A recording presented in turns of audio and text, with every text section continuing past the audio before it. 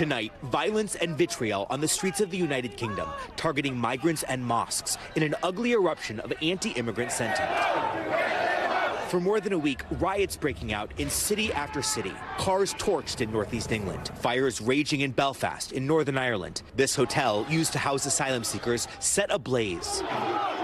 More than 400 arrests so far, including nearly 150 just this weekend. Police warning the number will rise. I can confirm today we have seen at least 12 of our officers injured, with items such as brick fence posts, branches and other missiles thrown at them. Authorities blaming much of the violence on far-right extremist groups, some with neo-Nazi ties. Prime Minister Keir Starmer on the job only a month, vowing to deploy the full force of the law. Whatever the apparent motivation, this is not protest, it is pure violence, and we will not tolerate attacks on mosques or our Muslim communities. Communities now living in fear. Muslim people, we're not terrorists. That's how I feel like.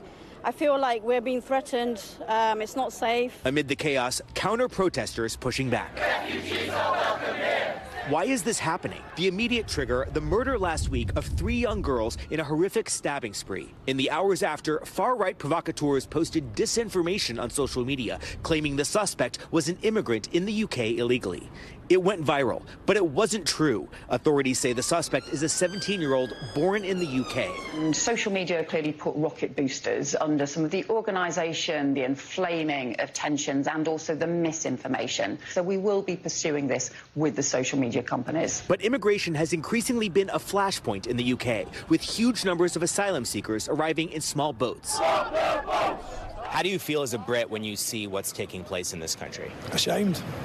Ultimately, I think it's the one word, ashamed.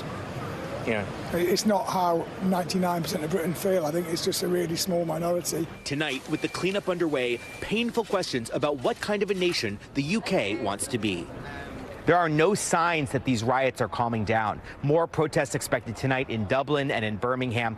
But the UK government today announcing it will deploy a standing army of specialized police officers to respond. Prime Minister Starmer saying law enforcement will have whatever resources they need to bring this to an end. Yasmin. Thanks for watching. Stay updated about breaking news and top stories on the NBC News app or follow us on social media.